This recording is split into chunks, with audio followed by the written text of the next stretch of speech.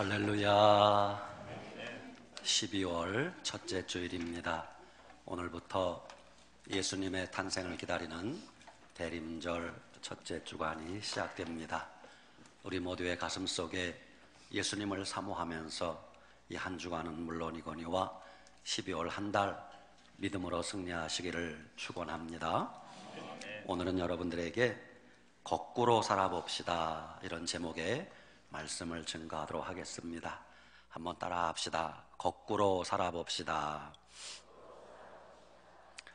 무슨 뜻인가요? 아니, 거꾸로 살자니 물구나무 서서 살란 뜻인가? 그렇지 않습니다. 이제 오늘 말씀을 들어보면 이해하게 될 것입니다. 일반적으로 사람들이 생각하는 성공과 출세의 기준은 이런 겁니다. 그 사람이 돈을 얼마나 많이 벌었는가, 그 사람이 얼마나 이름을 널리 떨쳤는가, 그 사람이 얼마나 권력을 크게 잡았는가, 이런 걸 보고 사람들은 그 사람 성공했느니 출세했느니 이렇게 이야기합니다.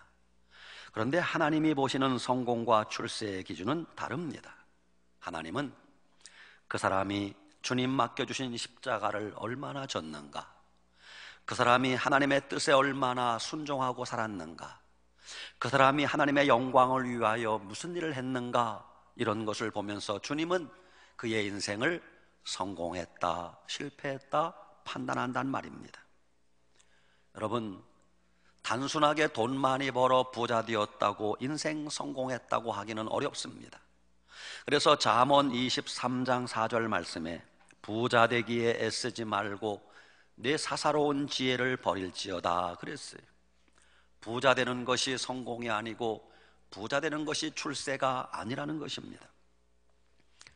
지난 월요일, 일주일 전에 제가 별천지에 다녀왔습니다. 신세계라고 해도 크게 과언이 아닙니다. 지난 월요일 무슨 모임이 있어서 어디로 가면 됩니까 하니까 주소를 찍어주길래 내비게이션을 찍어서 물어 가보니 부산 인근 어느 바닷가에 있는 무슨 하우스라는 곳이었습니다. 입구에 들어서면서부터 범상치 않은 건물 모습에 많이 놀랐습니다. 생전 처음 보는 특이한 건물이었습니다. 하나하나의 디자인도 독특했습니다. 누가 봐도 고급스럽고 화려하게 이를 데 없었습니다. 구석구석 최고의 재료만 엄선해서 지은 건물이었습니다. 겉모습만 그런 것이 아닙니다. 그 안에 들어가 보니 내부 장식 하나하나가 얼마나 기묘한지 처음 보는 것들이 많아서 보는 것만으로도 기가 질리고 눈이 휘둥그레졌습니다. 더군다나 그날은 휴일도 아니고 월요일이었습니다. 그럼에도 불구하고 그곳을 이용하는 사람들이 제법 많았습니다. 마음속에 여긴 별천지구나. 그것은 우리나라 대한민국이 아니라 마치 유럽이나 외국의 어떤 멋진 나라에 온 듯한 착각이 들었습니다. 그리고 잠시 제 마음속에 이런 생각이 스쳐 지나갔습니다. 부럽다. 도대체 이런 데 드나드는 사람들은 어떤 사람들일까? 도대체 이런 데 드나들려면 돈을 얼마나 벌어야 될까? 그러면서 마음속에 슬픔과 우울함이 밀려오기 시작했습니다. 나는 인생을 잘못 살았나? 내가 인생을 헛살아온 것은 아닌가? 나는 이런 데 드나들 엄두가 나지 않으니 내 인생은 뭔가? 그러면서 순간적으로 제 마음이 슬퍼졌습니다. 하나님 아버지가 아니면 나는 빈 껍데기인데, 예수님을 빼면 나는 아무것도 없는데, 성령님이 없으면 나는 세상에서 가장 초라하구나, 이런 생각을 하면서 바닷가에 혼자 앉아 찬바람을 쐬며 하나님이 들려주시는 음성을 듣고 오늘 증거하는 말씀에 뼈대를 그 바닷가에서 다 정해서 살을 붙여 오늘 이 설교를 완성했습니다. 그렇습니다. 하나님이 성경에서 말씀하시는 그리스도인의 삶은 어떤 삶입니까? 그게 오늘 고린도후서 4장 8절 이하의 말씀입니다. 우리가 사방으로 우겨쌈을 당하여도 쌓이지 아니하며 답답한 일을 당하여도 낙심하지 아니하며 박해를 받아도 버림받지 아니하며 거꾸로뜨림을 당하여도 망하지 아니하고, 주님께서 우리가 이해하기 어려운 역설적인 삶을 말씀하는 것입니다. 그리스도인들은 세상적인 성공을 꿈꾸기보다는 주님 뜻에 순종하며 살기를 더 좋아하는 사람이라는 겁니다. 그리스도인들은 육신의 안일함을 추구하기보다는 영적인 평안과 하늘의 안식을 추구하는 사람들입니다. 그러나 지금 이 세상이 우리에게 끊임없이 요구하는 것이 뭡니까? TV 화면을 켜기만 하면 지금보다 더 좋은 옷을 입어야 되지 않겠니? 내가 입고 있는 옷은 유행에 지난 것이다. 끊임없이 우리를 유혹합니다. 온갖 광고 매체를 통하여 지금보다 좀 더 많이 가지고 살아야 너희들이 남들에게 무시당하지 않는다, 이렇게 유혹합니다. 인터넷과 스마트폰과 홈쇼핑을 통해서 새 제품 나왔다, 신상이 나왔다, 이런 것을 가지고 살아야 행복하다라고 우리를 유혹합니다. 여러분, 세상이 요구하는 대로 과연 그런 것들을 다 가지고 누리고 살면 그만큼 우리가 더 행복해진다고 생각하십니까? 절대 그렇지 않습니다. 성경대로라면 그리스도인들이 사방으로 우겨쌈을 당할 때도 있습니다. 그래도 우리는 그 속에서 찬송할 수 있는 사람입니다. 그리스도인들이 답답한 일을 당할 때도 있습니다. 그래도 우리는 그 속에서 감사하며 사는 사람입니다. 그리스도인이 박해를 받을 때도 있습니다. 그래도 우리는 그 속에서 믿음을 지키는 사람입니다. 그리스도인이 거꾸로뜨림을 당할 때도 있습니다. 그래도 우리는 그 속에서 인내하며 사는 사람입니다. 때로 그리스도인이 가난하게 살 때도 있습니다. 그래도 우리는 그 속에서 찬송을 잃지 않는 사람입니다. 때로 그리스도인이 고통을 당할 때도 있습니다. 그래도 우리는 그 속에서 감사를 잃지 않고 살아가는 사람입니다. 때로 그리스도인이 질병의 아픔을 겪을 때도 있습니다. 그래도 우리는 그 속에서 기도하며 사는 사람입니다. 때로 그리스도인이 지진의 피해를 당할 때도 있습니다. 그래도 우리는 그 속에서 주님만 의지하고 사는 사람들입니다. 그리스도인은 다 누릴 수 있는 권리가 있지만 그것을 다 누리지 않고 사는 것이 그리스도인의 삶입니다. 우리가 다 가질 수 있습니다. 다 먹을 수 있습니다. 그러나 다 가지지 아니하고 다 먹지 않고 포기하고 사는 것이 그리스도인의 삶입니다. 예수님이 말씀하시는 그리스도인의 역설적인 삶은 어떤 겁니까? 예수님이 우리에게 이렇게 말씀하십니다. 누구든지 너의 오른편 뺨을 치거든 어떻게 하래요? 왼편도 돌려대며, 누가 너에게 억지로 오리를 가고자 하거든 어떻게 하래요? 십리를 가주며, 누가 너에게 속옷을 달라고 하면 어떻게 하래요? 겉옷까지 벗어주며, 누가 너에게 욕을 하거든 어떻게 하래요? 너는 욕하지 말고 그에게 축복하라, 이렇게 말씀하셨어요. 여러분, 우리가 이 말씀을 귀로 듣기는 쉬워요. 그런데 이 말씀대로 살려면 쉬운 일이 아닙니다. 이 말씀대로 살면 틀림없이 여러분은 이런 소리를 듣게 될 겁니다. 저 사람 바보 아니야? 바보. 외로움도 견뎌나가겠소. 바보란 소리를 들어도 좋소. 예수님 믿는 우리가 지금까지 신앙생활하면서 바보 소리 한번 들어보지 않았다면 우리는 예수님 잘못 믿어온 겁니다. 여러분, 예수님 믿으면 바보 소리 들어야 정상입니다. 손양원 목사님, 장기려 박사님 같은 분 바보 아닙니까? 세상적으로 바보 아닙니까? 그런데 주님이 볼 때는 그분들이 가장 위대한 믿음의 사람이라는 것입니다.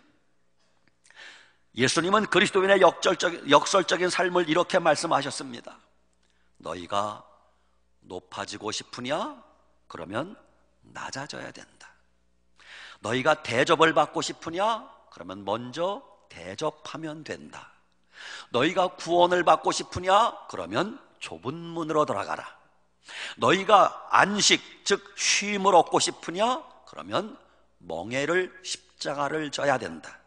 너희가 좋은 것을 받고 싶으냐? 그러면 너희가 먼저 주어야 된다. 너희가 살고 싶으냐? 그러면 먼저 죽어야 된다. 이렇게 세상적으로는 이해가 되지 않는 말씀을 주님이 우리에게 하셨습니다. 첫째, 너희가 높아지고 싶으면 낮아져라. 주님이 그랬어요. 마태복음 20장 27절, 너희 중에 누구든지 으뜸이 되고자 하는 자는 너희의 종이 되어야 하리라 그러셨어요. 예수님은 친히 그 말씀을 실천하셨습니다. 하루는 예수님께서 갑자기 세숫대에 물을 떠다 오더니 제자들의 발을 하나하나 씻겨주셨습니다. 만왕의 왕으로 오신 그분이 제자들의 발을 손수 씻겨주시는 본을 우리에게 보여주셨습니다. 우리나라 최초의 근대식 교육기관이 배제학당, 지금 서울에 가면 배제중학교, 배제고등학교라는 학교입니다. 배제중고등학교는 어떻게 세워졌는가? 1885년 6월달 27살 나이로 인천 제물포항에 도착한 아펜셀러 선교사님이 세운 학교가 배제학당이에요. 우여곡절 끝에 그 당시는 기독교 선교가 금지되어 있었기 때문에 아펜셀러가 온갖 고초를 당하며 마지막에 고종 황제의 재가를 얻게 됩니다.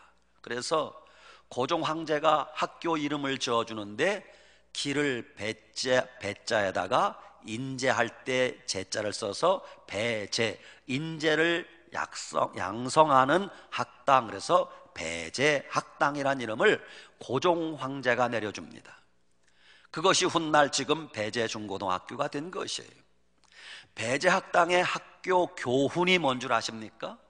배제학당의 학교 교훈이, 지금은 시절이 많이 지나서 바뀌었는지 모르겠는데, 욕위 대자요 당위 인력이라 해석하자면, 크게 되려는 사람은, 높아지고자 하는 사람은 남을 섬기고 봉사하는 사람이 되어야 합니다. 이게 학교 교훈이에요. 그래서 우리나라의 각양각처에 배제학당 출신들이 인재가 많이 나왔습니다. 하나님은 섬기는 자를 통해서 하나님의 뜻을 이루어 가시는 것이에요. 지금은 은퇴하신 우리나라의 구본흥 목사님이라는 분이 계십니다. 그 목사님의 간증이에요.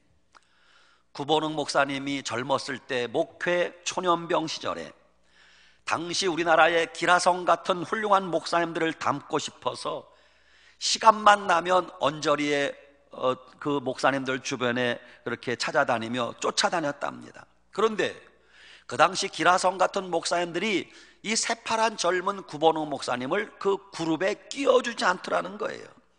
그래도 목사님은 얼굴에 철판을 깔고 목사님들을 쫓아다니면서 구도도 닦아드리고 가방도 들어드리고 밥도 날라드리고 새순물도 떠다드리고 이렇게 수없이 종노릇을 했대요. 그래도 이 젊은 목사를, 새파란 목사를 그 그룹에 껴주지 않더래요. 하루는 어느 기도원에서 연합 집회를 하게 되었는데 목사님들이 거기 집회를 가게 되었어요.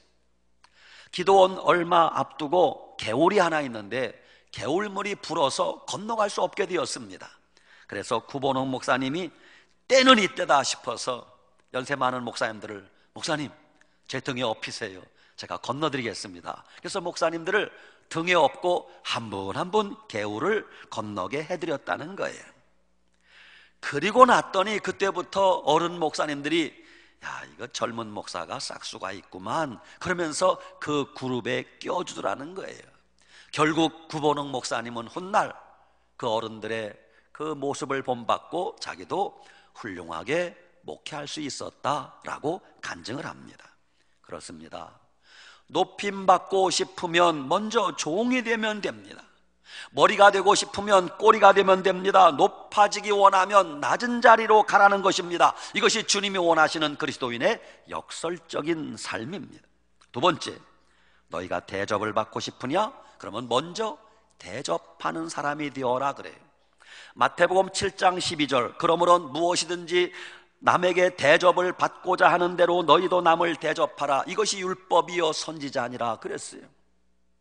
신학교에 가면 신학교에서 성경 시험 볼 때 꼭 나오는 구절이 이거예요.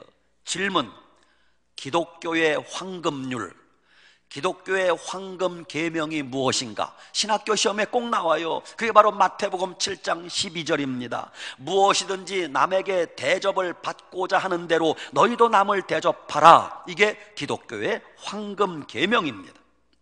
내가 대접을 받고 싶으면 내가 먼저 대접하라는 것입니다. 이 말씀은 내가 심은 대로 거둔다는 말씀과도 일맥상통하는 말씀입니다. 우리가 잘 아는 이솝 우화에 이런 이야기가 나옵니다. 동물의 왕인 사자, 백수의 왕인 사자가 몸이 아파 알아 누웠습니다. 숲속의 다른 모든 짐승들이 사자가 병들었다는 소식을 듣고 모두가 문병으로 왔습니다. 그런데 여우라는 놈이 한 마리가 문병을 안 온 거예요. 평소에 여우에게 감정이 좋지 않던 늑대가 쾌재를 불렀습니다. 옳거니 지금이 여우에게 복수할 기회로다. 그러면서 늑대가 누워있는 사자에게 이렇게 조아렸습니다. 백수의 왕이시여, 다른 동물들은 전부 다 대왕님께 문병을 왔는데 여우가 문병을 오지 않은 것은 필경 백수의 왕인 사자를 무시하는 처사가 틀림없습니다. 대왕이여, 이번에 여우에게 엄한 벌을 내리시기 바랍니다. 이렇게 촐랑거린 거예요. 말이 끝나자마자 여우가 들어왔어요. 분위기가 심상치 않았습니다. 사자가 분노하며 여우에게 따졌습니다. 네 이놈 여우야, 넌 왜 이렇게 문병이 늦었느냐? 그러자 여우가 저희 늑대 저놈이 뭔가 좀 딴소리를 했구나 눈치를 챘어요. 꽤 많은 여우가 이렇게 대답했답니다. 폐하, 아래옥기 황송하오나 대왕님의 병을 고치는 약을 알아보느라 좀 늦었습니다. 그러는 거예요. 그러니까 사자가 마음이 좀 누그러졌어요. 그래? 나에게 좋은 약이 뭐라 카더냐? 여우가 대답합니다. 폐하, 아래옥기 황송하오나 대왕님의 병에는 늑대의 가죽을 벗겨 그것을 뒤집어 쓰면 금방 낫는다고 합니다. 사자가 볼 것도 없이 앞에 있는 늑대를 한 방에 쳐서 죽여서 늑대의 껍질을 뒤집어 쓰고 병 낫기를 기다렸다고 합니다. 이솝 우화가 전해주는 교훈이 뭡니까? 심은 대로 거둔다는 거예요. 세 번째, 너희가 구원을 얻으려면 좁은 문으로 들어가라. 주님이 말씀하십니다. 마태복음 7장 13절, 좁은 문으로 들어가라. 멸망으로 인도하는 문은 크고 길이 넓어 그리로 가는 자가 많고 생명으로 인도하는 문은 좁고 길이 협착하여 찾는 이가 적음이니라 그랬어요. 그리스도인은 넓은 길을 두고 일부러 좁은 길을 가는 사람입니다. 그리스도인은 편한 길을 두고 일부러 힘든 길을 가는 사람입니다. 그리스도인은 쉬운 길을 두고 일부러 어려운 길을 가는 사람입니다. 이것이 주님이 우리에게 요구하시는 그리스도인의 역설적 삶입니다. 네 번째, 너희가 안식 즉 쉼을 얻고 싶으냐? 그러면 멍에를 십자가를 져야 한다 그래요. 마태복음 11장 28절, 수고하고 무거운 짐진 자들아 다 내게로 오라. 내가 너희를 쉬게 하리라. 나는 마음이 온유하고 겸손하니 나의 멍에를 메고 내게 배우라. 그러면 너의 마음이 쉼을 얻으리니 이는 내 멍에는 쉽고 내 짐은 가벼움이라 그러셨어. 거북이 등에 얹혀있는 딱딱한 등껍질은 무거운 짐이 아니라 거북이 생명을 보호해주는 축복의 선물입니다. 고슴도치 등에 촘촘히 박혀있는 날카로운 가시는 거추장스러운 짐이 아니라 자기 생명을 보호해주는 방패입니다. 이처럼 그리스도인의 등 뒤에 지워진 십자가라는 멍에는 지면 질수록 우리를 영화롭게 하고 주님 곁으로 인도해주는 축복의 도구임을 아셔야 됩니다. 예수님이 우리 그리스도인들에게 많은 멍에를, 십자가를 부탁하셨습니다. 가장 힘든 멍에가 뭘까요? 새벽 기도하는 거 쉬운 일 아닙니다. 직장 생활 해야지, 밤늦게까지 전방 운영해야지, 잠자야지, 언제 새벽에 나옵니까? 그래도 그 새벽 기도에 멍에를 지는 사람은 자기에게 큰 축복이 된다는 걸 본인들이 알게 될 것이에요. 주님을 위해서 얼마나 많은 봉사자들이 오늘도 수고합니까? 이 추운 날씨에 주차 안내하고 차량 운전하고 주방에서 찬물에 고생을 하고 교회 학교 교사들이, 찬양대원들이, 얼마나 많은 봉사자들이 수고를 합니까? 그런데 우리의 그 수고와 멍에와 십자가가 짐이 아니라 축복이라는 사실입니다. 어느 목사님은 항존직을 피택하기 전에 아무도 몰래 목사님이 자기 혼자 나름의 시험을 본답니다. 어떻게? 항존직 선거를 하기 전에 한 사람씩 정해서 새벽 2시, 3시에 갑자기 전화를 한대요. 여보세요, 아무개 집사님, 아이고 죄송합니다, 주무시는데 교회 급한 일이 있는데 좀 와주실 수 있습니까? 지금으로 말하면 아이고 새벽 2시, 3시에 죄송합니다, 교회 지진이 나서 교회 어려움이 생겼는데 좀 와줄 수 있습니까? 그러면 반응이 딱 둘이래요.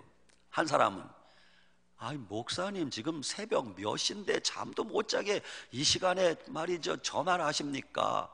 날 밝으면 뵙시다. 이런 사람이 있는가 하면 어떤 사람은 잠결에 전화를 받고 예 그래요, 교회 어려운 일 있어요? 알았어요 목사님, 잠깐만 기다렸어요. 덕달같이 달려온답니다.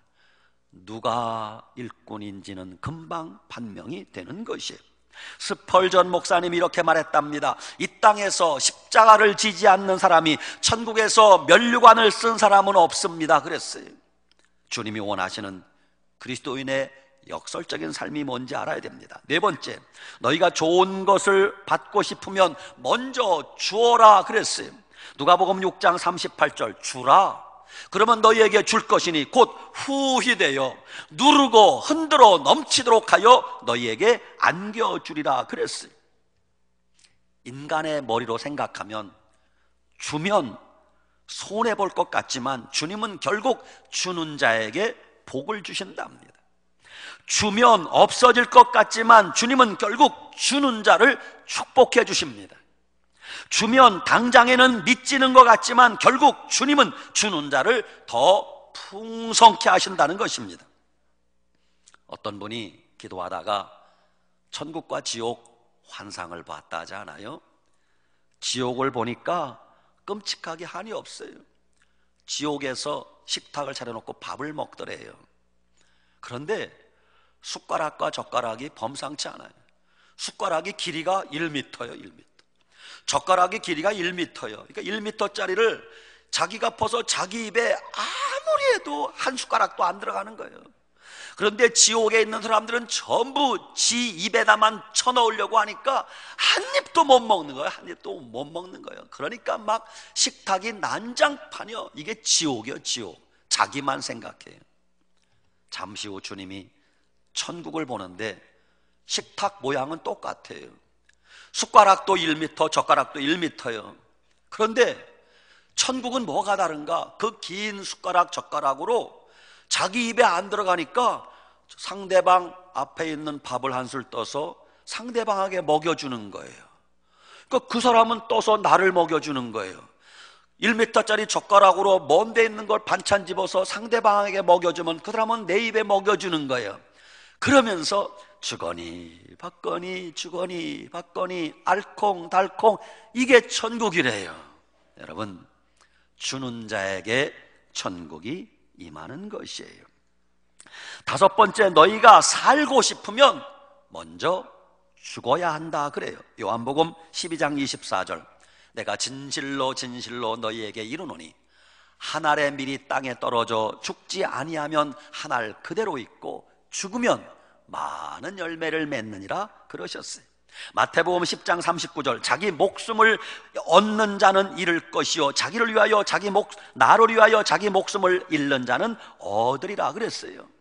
생필즉사요, 살고자 하는 자는 죽을 것이요 사필즉생이라, 죽고자 하는 자는 살 것이다. 이것이 주님이 원하시는 그리스도인의 역설적인 삶입니다. 성경에 나오는 모든 믿음의 사람들은 전부 그런 역설적인 삶을 살았습니다. 노아는 하나님의 음성을 들은 그날부터 일평생 방주를 짓기 위하여 세상을 등지고 살았습니다.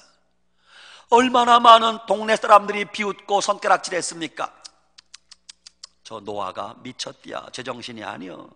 비웃고 조롱하고 손가락질했을 것입니다. 노아는 그럼에도 불구하고 주님 말씀에 순종하기 위하여 일평생 방주를 지으며 역설적인 삶을 살아 자기 가족을 구원하지 않습니까? 아브라함은 당대 상당한 거부였습니다. 그런데 아브라함은 일평생 고래등 같은 집을 짓지 아니하고 장막 텐트에서 살았습니다. 아브라함도 얼마든지 잘 살 수 있었습니다. 아브라함도 얼마든지 세상 문화를 다 누리며 살 수 있었습니다. 그러나 아브라함은 하늘나라 영원한 본향을 바라보며 일평생 장막 속에서 역설적인 삶을 살았습니다. 모세는 본래 애굽 궁궐에서 모든 부귀영화를 다 누리며 호화롭게 살던 사람이었습니다. 어느 날 그에게 하나님의 음성이 임하게 됩니다. 그랬더니 히브리서 11장 24절 이하에 성경이 이렇게 기록합니다. 믿음으로 모세는 장성하여 바로의 공주의 아들이라 칭함을 거절하고 도리어 하나님의 백성과 함께 고난받기를 잠시 죄악의 낙을 누리는 것보다 더 좋아하고 그리스도를 위하여 받는 수모를 애굽의 모든 보화보다 더 큰 재물로 여겼으니 이는 상주심을 바라봄이라, 그렇게 말씀하고 있어요. 모세는 주님을 만난 이후 삶이 180도 달라졌습니다. 바로의 공주라 칭함받는 것을 거절했습니다. 하나님의 백성들과 함께 고난받으며 살기를 더 좋아했습니다. 애굽의 금은 보화보다 하늘의 상급을 더 좋아했다고 합니다. 모세는 하나님의 음성을 듣고 나서 자기가 하나님의 백성임을 깨닫고 하루아침에 모든 것을 뒤로하고 역설적인 삶을 살았다는 것입니다. 어느 날 삭개오가 자기 집에 예수님을 모셔드립니다. 예수님이 삭개오 집에 오시고 나서 삭개오가 고백한 게 뭡니까? 주님, 내 재산의 절반을 가난한 자들에게 주겠습니다. 그리고 만약 내가 누구의 것을 토색한 것이 있으면 4배나 갚겠나이다. 삭개오는 예수님을 모시고 나서 하루아침에 자기의 모든 재산을 거의 다 포기한 것을 알게 됩니다. 사도 바울, 인간적으로 사도 바울 같이 잘 나가던 사람은 없었습니다. 그는 대단한 사람이었어요. 그가 예수님을 만나고 나서 고백하는 게 뭡니까? 무엇이든지 내게 유익하던 것을 내가 그리스도를 위하여 다 해로 여길 뿐더러 또한 모든 것을 해로 여김은 내 주 그리스도 예수를 아는 지식이 가장 고상하기 때문이라. 내가 그를 위하여 모든 것을 잃어버리고 배설물로 여김은 그리스도를 얻고자 함이라. 예수님 믿기 전에 그렇게 소중하게 간직하던 자기 명예, 자기의 모든 업적을 전부 배설물같이 여겼다고 사도 바울이 고백하고 있습니다. 결론입니다. 사랑하는 여러분, 오늘 주님은 그리스도인 된 우리에게도 역설적인 삶을 살기를 원하고 계십니다. 나의 아들, 딸들아, 세상에서 화려하게 사는 것이 곧 인생의 성공은 아니란다. 세상의 부귀영화 누리는 것이 인생의 성공 지표가 아니란다. 세상의 명성을 누림이 인생의 최종 목표가 아니란다. 부탁한다. 하늘 영광을 위하여 세상 것들을 포기할 수 없느냐? 주님 영광을 위하여 그런 것들을 과감히 버릴 수 없겠느냐? 영원한 생명을 얻기 위하여 그런 것들을 좀 멀리할 수 없겠느냐? 주님이 우리에게 말씀하십니다. 그렇습니다. 우리는 하늘나라 천국에서 영생을 누릴 하나님의 자녀들입니다. 그러므로 이제 우리는 더 이상 세속적인 가치관대로 살지 마시고 저 하늘의 영광을 바라보면서 세상 헛된 유혹에 이끌려 떠내려가지 마시고 오직 믿음으로 이 세상을 거슬러 올라가면서 거꾸로 살아가는 하나님의 거룩한 백성 다 되시기를 축원합니다. 아멘. 기도합시다. 아버지 하나님, 감사합니다. 오늘 구원받은 하나님의 자녀들이 주님 앞에 나와 머리 숙여 예배하게 하심을 감사합니다. 그렇습니다. 구원받은 하나님의 자녀들은 세상 유혹대로 살 것이 아니라, 세상의 가치관대로 살 것이 아니라, 유행 따라 살 것이 아니라 거룩한 하늘의 영광을 바라보며 이 세상을 거슬러 올라가면서 역설적인 삶을 살아야 된다는 거 알았습니다. 주님, 영원한 천국을 바라보며 이 세상을 멀리하고 주님 기뻐하는 영적 삶을 살게 하여 주시옵소서. 예수님 이름으로 축복하고 기도 올리옵나이다.